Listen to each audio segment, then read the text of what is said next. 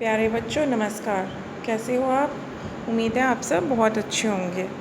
बेटा आज हम स्टार्ट करने जा रहे हैं आयनिक इक्विलिब्रियम चैप्टर का topic factors affecting strength of hydro acids. ठीक है, तो कौन कौन से फैक्टर्स अफेक्ट करते हैं हाइड्रो एसिड्स को? पहली बात तो ये रहती है कि वो किसी भी एसिड की, जैसे कि हमने एक एसिड ले लिया HA का मतलब है HCl हो सकता है, HF हो सकता है, ठीक है, HBr हो सकता है, कुछ भी हो सकता है। तो हमने एक एसिड ले लिया HA, उसकी स्ट्रेंथ और पोलैरिटी पे डिपेंड करता है कि वो एसिड की मतलब कि डिसोसिएशन कैसी होगी। अगर वो एसिड का बॉन्ड वीक है, ठीक है, बॉन्ड लेंथ ज़्यादा है, और या फिर हम ये कह सकते हैं कि जो इलेक्ट्रोनेगेटिविटी है ए की वो ज़्यादा है, तो H और A का जो बॉन्ड है वो क्या हो जाएगा, इजीली ब्रेक कर जाएगा और एसिडिटी क्या हो जाएगी, ज़्यादा हो जाएगी। ठीक है, तो इस तरह से हम कहते हैं कि एसिडिटी कम या ज़्यादा होती है किसी भी एसिड की। क्लियर? तो वो अब किस पे डिपेंड करता है, उसकी स्ट्रेंथ पे या पोलैरिटी के ऊपर। अब हम स्टार्ट करते हैं। For the elements of the same group, अगर हमारे पास एलिमेंट्स हैं सेम ग्रुप के, क्लियर, जैसे कि हमारे पास ये एलिमेंट्स हैं fluorine, chlorine, bromine, iodine. Clear? अब इसमें एसिडिक स्ट्रेंथ क्या रहता है, फ्लोरीन का कम, HCl का ज़्यादा, Br का उससे ज़्यादा, HI का सबसे ज़्यादा रहता है। तो ये क्यों? क्योंकि जो बॉन्ड स्ट्रेंथ है वो डिक्रीज़ करती है with the increase in the size of the atom. अब ये देखो, एक का साइज़ स्मॉल है, फिर एक का उससे बड़ा है, फिर एक का उससे बड़ा है, तो बॉन्ड लेंथ किसकी ज़्यादा बड़ी हो जाएगी, इसकी ज़्यादा बड़ी हो जाएगी। ठीक है, इसकी स्मॉल है, तो इजीली ब्रेक कौन सा बॉन्ड हो पाएगा, ये वाला बॉन्ड इजीली ब्रेक हो जाएगा जो कि HI है। क्लियर? तो ये वाला बॉन्ड इजीली ब्रेक हो जाएगा, तो हमारे पास H आयन इजीली वाटर के अंदर आ जाएंगे, तो क्या हो जाएगा, स्ट्रेंथ क्या हो जाएगा हमारे पास, ज़्यादा हो जाएगी, यानी एसिडिटी ज़्यादा हो जाएगी। For the elements of the same period, polarity of the HA bond decreases the acidic strength. अब जो polarity of the HA bond है, पोलैरिटी वो क्या करती है, डिक्रीज़ करती है एसिड स्ट्रेंथ को with the increase in the electronegativity of A। Polarity of the bond increase और एसिडिक स्ट्रेंथ ऑल्सो इंक्रीज। अगर पोलैरिटी डिक्रीज़ करेगी एसिडिक स्ट्रेंथ डिक्रीज़ करेगी, पोलैरिटी इंक्रीज़ करेगी तो एसिडिक स्ट्रेंथ इंक्रीज़ करेगी। देखो यहाँ पे क्या है, पोलैरिटी कम है, फिर ज़्यादा, फिर ज़्यादा, फिर सबसे ज़्यादा। ये बहुत ज़्यादा इलेक्ट्रोनेगेटिव एलिमेंट है। Fluorine is the highest electronegative element in the chemistry. तो फ्लोरीन की इलेक्ट्रोनेगेटिविटी ज़्यादा है, पोलैरिटी ज़्यादा है, तो क्या हो जाएगा, बॉन्ड वीक हो जाएगा और बॉन्ड इजीली ब्रेक हो जाएगा और ये स्ट्रॉन्ग एसिड हो जाएगा इन द पीरियड। ठीक है, तो इस तरह से हमारे पास एसिडिक स्ट्रेंथ क्या रहती है, इंक्रीज़ और डिक्रीज़ करती है। नेक्स्ट चलते हैं, आयनाइजेशन कांस्टेंट और आयनिक प्रोडक्ट ऑफ द वाटर। अभी आयनाइजेशन कांस्टेंट क्या है, देखो वाटर है जो ब्रेक हो जाता है H आयन और OH आयन में, पर जो वाटर है क्या वो सारा वाटर H और OH में ब्रेक हो जाता है, नो। बहुत ही थाउजेंड ऑफ मॉलिक्यूल्स में, कोई मिलियंस ऑफ मॉलिक्यूल्स में हम कहेंगे कोई एक वाटर मॉलिक्यूल ब्रेक होता है H और OH के अंदर। ठीक है, आउट ऑफ मिलियन मॉलिक्यूल्स जो वाटर मॉलिक्यूल है कोई एक ही ब्रेक होता है H और OH में। ठीक है, तो जो कंसनट्रेशन है अनआयनाइज्ड वाटर मॉलिक्यूल की वो क्या रहेगी, कांस्टेंट रहेगी, that is 55.55 moles per litre. Clear? अब हमारे पास K निकालना है हमने, इक्विलिब्रियम कांस्टेंट को तो हम बहुत टाइम से निकालते आ रहे हैं कि concentration of the product divided by concentration of the reactant, वो मैंने यहाँ पे लिख दिया। तो K हमारा क्या है, dissociation constant of the water. अब जो H2O है वो इधर जा सकता है, ठीक है, K मल्टीप्लाइड बाय H2O लिख सकते हैं, हम लिख सकते हैं। तो ये मिलके क्या बना देगा, KW। क्या बना देगा, ये KW बना देगा। Clear? K into water it will become equal to KW। अब KW किसके बराबर हो गया, H आयन की कंसनट्रेशन इंटू OH आयन की कंसनट्रेशन। तो अब आयनिक प्रोडक्ट KW क्या है, हमारा ionic product of water. KW क्या है, आयनिक प्रोडक्ट ऑफ वाटर। इसको डिफाइन कैसे करेंगे बेटा, it is equal to the, आप देख सकते हैं, molar concentration of H ion into molar concentration of OH ions. तो ये हमारा क्या होता है, Kw, ठीक है। Therefore the ionic product may also be defined as the product of molar concentration of hydronium ion and OH ions, जो कि हमने देखा Kw is equal to hydronium ion और OH आयन लिखो, चाहे हाइड्रोनियम आयन को चाहे H प्लस लिखो चाहे H3O प्लस लिखो, उसमें कोई भी डिफरेंस नहीं है। क्लियर। नेक्स्ट चलते हैं। नेक्स्ट है हमारे पास पीएच। पीएच क्या होती है? पीएच आज तक आप बेसिक कॉन्सेप्ट करते आए हैं पीएच का, कि पीएच से ये पता लगाया जाता है कि कोई भी सब्सटेंस है वो एसिड है या है बेस। तो अब हम पढ़ेंगे पीएच का फार्मूला क्या होता है और पीएच से हमें क्या क्या बेनिफिट्स हैं। पीएच जो होता है it is the negative logarithm of hydronium ion concentration.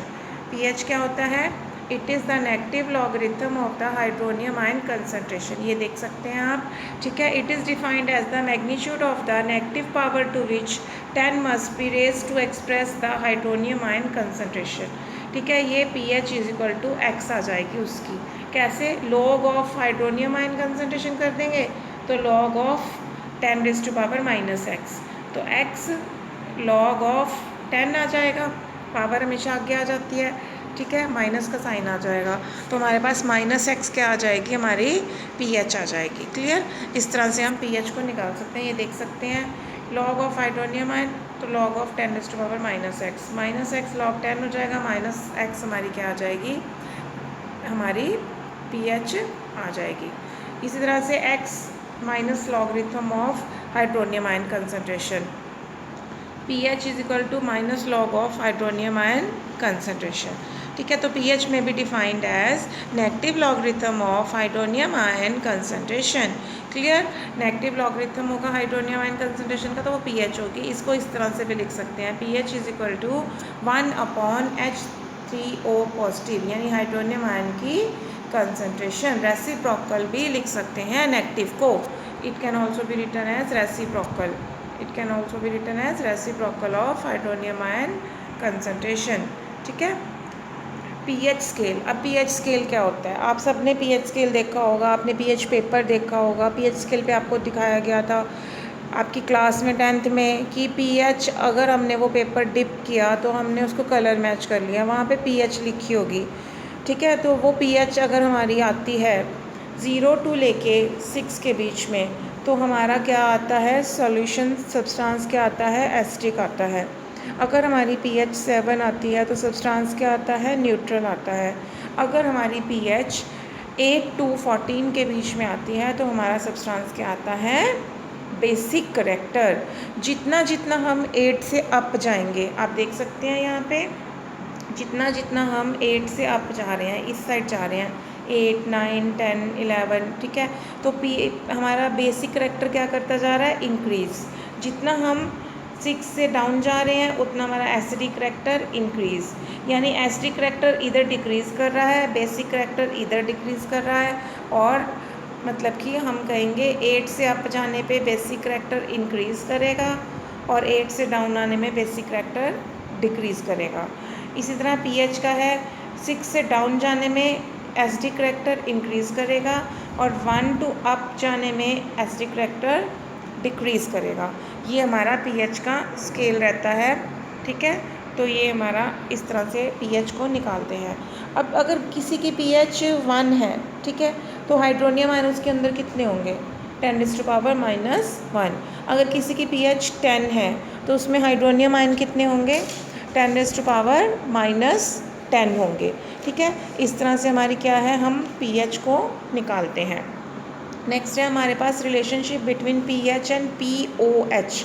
देखो एक सॉल्यूशन है, उसके अंदर जितने हाइड्रोनियम आयन है उतने ही क्या होंगे? हाइड्रोक्सिल आयन होंगे, यानी कि OH माइनस आयन्स होंगे। अब जो हाइड्रोक्सिल आयन्स हैं और हाइड्रोनियम आयन है उनका pH से, मतलब pH और POH में क्या रिलेशनशिप है वो देखेंगे हम, ठीक है। तो हमारे पास क्या है? देखो POH जो है वो किसके बराबर है? Minus log of OH ion, ठीक है। तो हाइड्रोनियम आयन और OH ion it is equal to KO, किसके बराबर है ये? KW के बराबर है, जो कि किसके बराबर है? 10 raise to power minus 14। Total हमारा pH स्केल 14 तक जाता है ना, तो 10 रेज़ टू पावर माइनस 14 के बराबर है, ठीक है। नेक्स्ट हम देखेंगे, अगर हम इसको लॉग वैल्यू पुट कर दें, log of hydronium ion plus log of OH ion is equal to log of KW। ठीक है, तो लॉग ऑफ O10⁻⁻14, अब लॉग से लॉग कटता जाएगा तो हमारे पास वो -14 आ जाएगा। ठीक है ना, क्योंकि -14 log 10 की वैल्यू 1 होती है, तो हमारे पास -14 आ गया।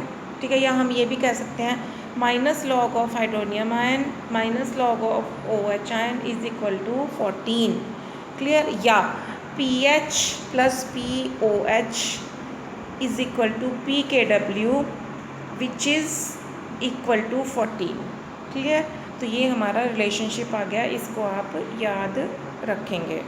नेक्स्ट आ जाता है रिलेशनशिप बिटवीन KA KB और PKA और PKB। एक हमने एसिड ले लिया HF या HA भी लिख सकते हैं हम इसको। It will dissociate into H plus और F माइनस, जब पानी के अंदर जाएगा तो इसका डिसोसिएशन कांस्टेंट क्या आ जाएगा, प्रोडक्ट की कंसंट्रेशन डिवाइडेड बाय रिएक्टेंट की कंसंट्रेशन। सिमिलरली हमने एक और ये रिएक्शन ले ली, इसमें प्रोडक्ट की कंसंट्रेशन डिवाइडेड बाय रिएक्टेंट की कंसंट्रेशन। यहाँ पे जो हमारा वाटर मॉलिक्यूल है वो हमने लिखा नहीं है क्योंकि इसकी कंसंट्रेशन 1 रहती है, कांस्टेंट रहती है। ठीक है, तो हम दोनों इक्वेशंस को अगर मल्टीप्लाई करते हैं KA मल्टीप्लाइड बाय KB, तो हमारे पास आ जाएगा H ion into OH ion is equal to KW। ये हम कर चुके हैं, H ऊपर। ठीक है, H ion into OH ion की concentration is equal to KW, तो हमारे पास आ गया KA into KB is equal to KW।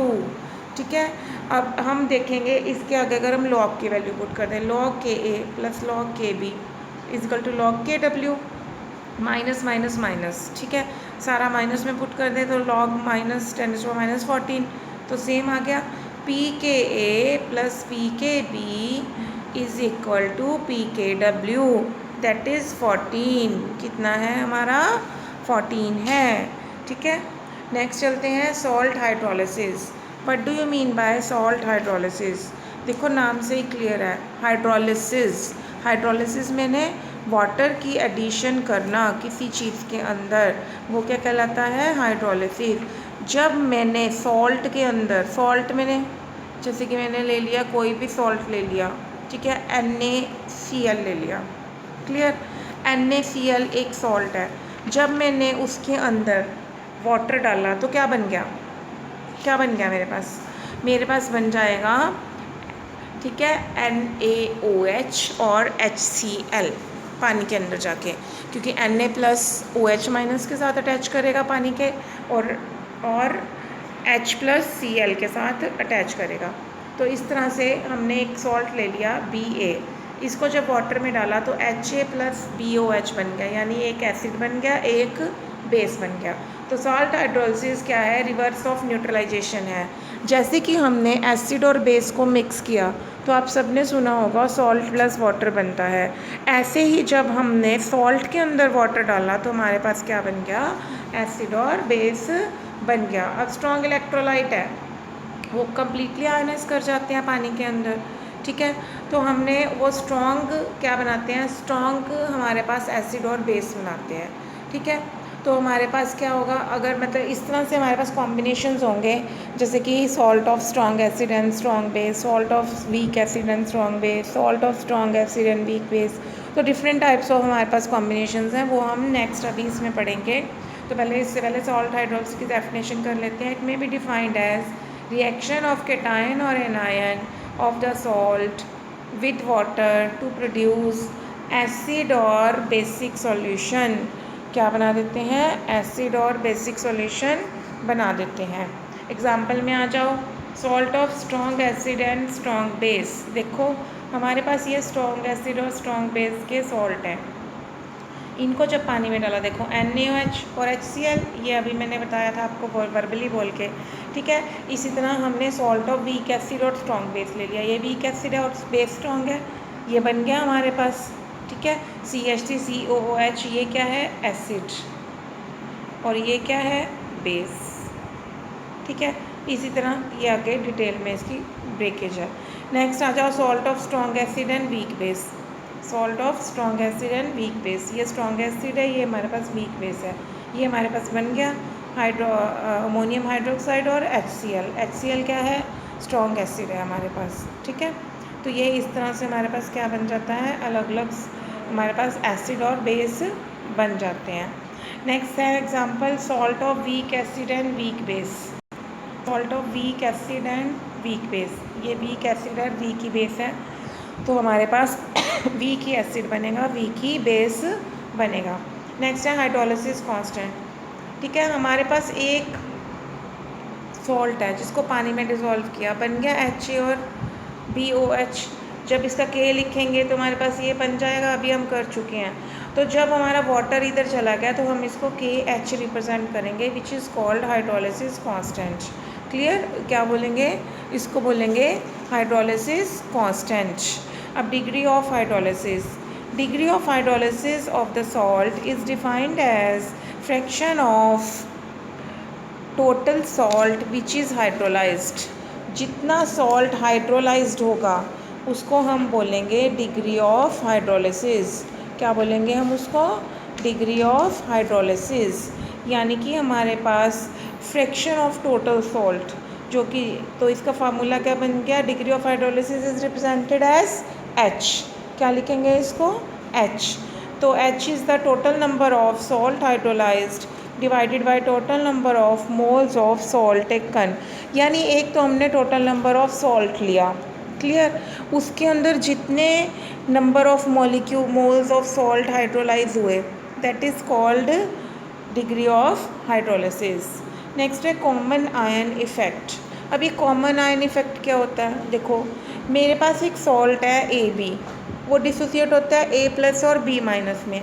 अब मैं उसके अंदर AC डाल दूँ, क्या डाल दूँ, AC, तो हमारे पास क्या हो जाएगा, A की कंसनट्रेशन ज़्यादा हो जाएगी ना, तो हमारे पास क्या हो जाएगा, A की कंसनट्रेशन ज़्यादा हो जाएगी। अगर मैं BD डाल लूँ तो B की कंसनट्रेशन ज़्यादा हो जाएगी।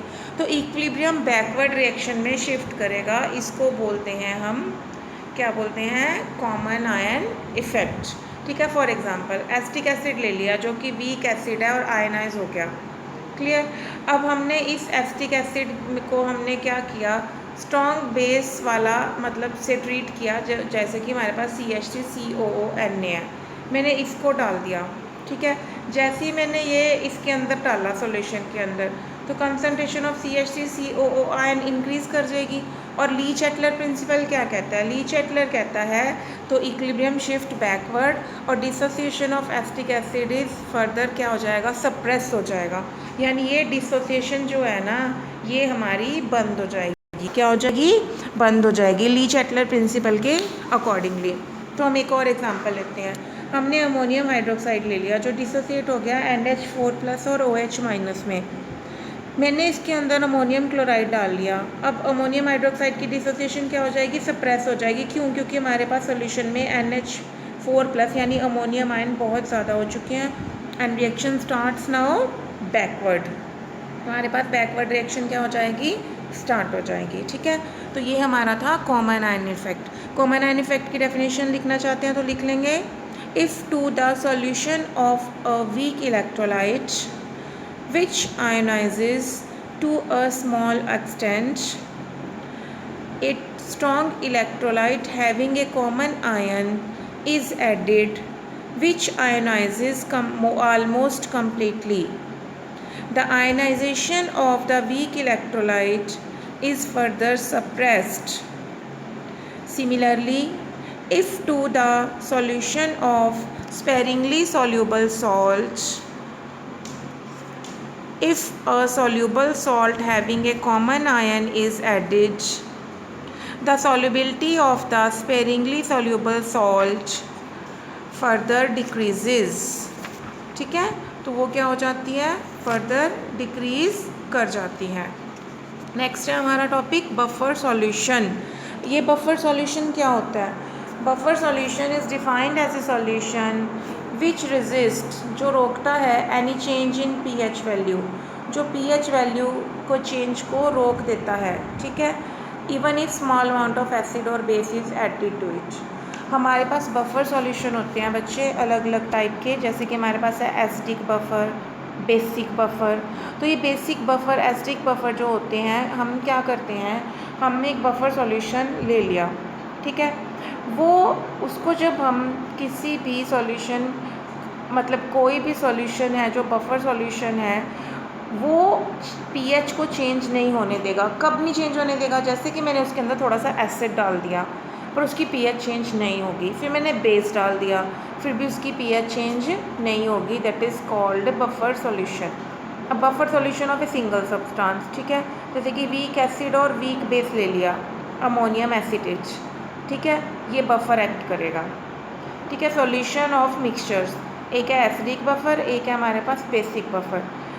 It is a solution of mixture of weak acid and salt of weak acid with a strong base. ठीक है, ये मिक्सचर है वीक एसिड और salt of weak acid with a strong base, जैसे कि CH3COOH, CH3COONA या HCOOH और HCOONA। ऐसे ही बेसिक बफर है, it is solution of mixture of weak base और a salt of this weak base with a strong acid. Reverse हो गया, तो ये है NH4OH, NH4Cl और NH4OH प्लस NH4NO3। तो ये इस तरह से हमारे पास क्या आते हैं, different types of buffer solutions आते हैं। तो इन बफर सॉल्यूशन में अगर हम थोड़ा सा एसिड डाल दें या थोड़ा सा बेस डाल दें तो भी हमारे सॉल्यूशन में कोई भी फ़र्क नहीं पड़ता, मतलब उसकी पीएच में कोई भी फ़र्क नहीं पड़ता। ठीक है, अब ये बफर एक्शन क्या होता है? ठीक है, एक वर्ड और लिखा हुआ है ना ऊपर, बफर एक्शन। बफर एक्शन क्या होता है? It is the property of a buffer solution to resist any change in its pH. ठीक है, ये एक प्रॉपर्टी है वही अगेन बफर सॉल्यूशन की, कि ये पीएच को चेंज होने से रोकेगा, resist any change in the pH. ठीक है, पीएच को चेंज होने से रोकेगा। Even if small amount of acid और base are added to it is called buffer action. इसी को बफर एक्शन भी कहा जाता है। अगर हमने थोड़ा सा एसिड डाल दिया या थोड़ा सा बेस डाल दिया, अगेन वही चीज़ है कि pH resist any change in its pH, pH के चेंज में क्या करेगा, हमें रोकेगा, पीएच को चेंज नहीं होने देगा। तो इसके साथ ही हमारा जो ये चैप्टर है आयनिक इक्विलिब्रियम इन सॉल्यूशंस, ये फिनिश होता है। नेक्स्ट टाइम हम नेक्स्ट चैप्टर स्टार्ट करेंगे बेटा। थोड़ा सा आप भी लेबर कीजिए, एक तो नोट्स बनाइए, एक NCERT एक्सरसाइज के क्वेश्चंस ज़रूर सॉल्व कीजिए सारे घर बैठ के, टॉपिक्स आपको करवा दिए गए हैं। ठीक है बेटा, ओके, बाय बाय, मिलते हैं नेक्स्ट वीडियो में नेक्स्ट नए टॉपिक के साथ।